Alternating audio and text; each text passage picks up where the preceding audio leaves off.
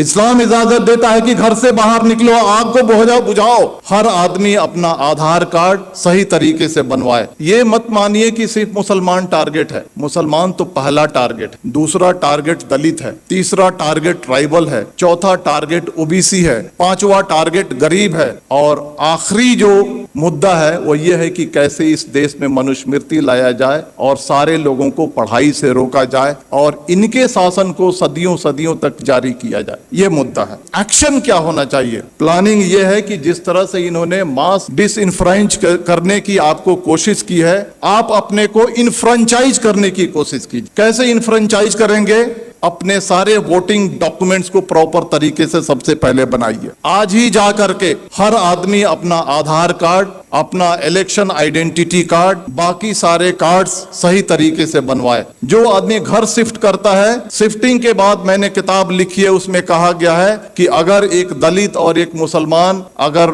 अपने घर को शिफ्ट करता है तो उसके नाम को डिलीट कर दिया जाता है। आप जहां पर जाते हैं नए तरीके से अपने नाम को ऐड कीजिए। आपके मेल को फीमेल लिखा जाता है, आपके फोटो को चेंज कर दिया जाता है। बीजेपी के लोग फॉर्म नंबर 7 के थ्रू आपके वोटर आइडेंटिटी कार्ड को चैलेंज करते हैं। बिना इंक्वायरी के इलेक्शन कमीशन आपके वोटर आइडेंटिटी कार्ड को खत्म कर देता है। आप सजग नहीं है। सबसे पहले आप सजग होइए। सबसे पहले अपने कार्ड्स बनाइए। कार्ड्स बनाने के बाद जो वोटर लिस्ट है उसको उठाइए और देखिए कि महमूद आलम अगर लिखा हुआ है तो उसका स्पेलिंग सही है क्या? हम मेल हैं तो मेल है क्या? फीमेल हैं तो फीमेल है क्या? हमारा फोटोग्राफ है क्या? इन सारी चीजों को इंश्योर कीजिए और इंश्योर करने के बाद आप यूनाइट होइए। और यूनाइट होने के बाद जिस तरह से इलेक्टोरिकली ये सरकार आपके सर पे बैठी है, उसी तरह से इलेक्टोरिकली इस सरकार को उठा के फेंक दीजिए। जिन लोगों ने कहा था माइनॉरिटीज, मुस्लिम्स, क्रिश्चियन, सिख, बौद्ध, जैन, पारसी 19.6% है, लगभग 20% है। दलित 16.5% है, कितना हो गया? 36.5%। ट्राइबल 8.5% है, कितना हो गया?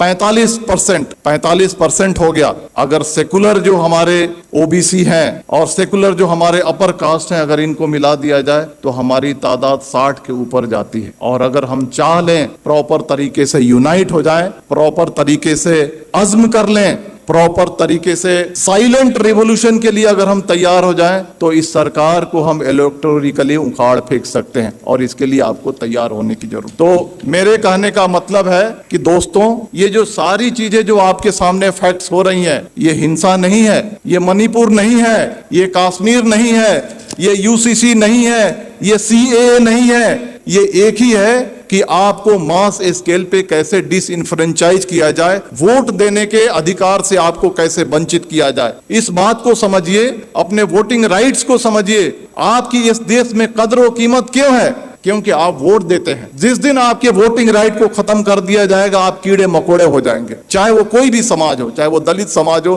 ट्राइबल समाज हो या माइनॉरिटी का समाज हो। अपने राइट्स को समझिए, अपने डॉक्यूमेंट्स को बनाइए।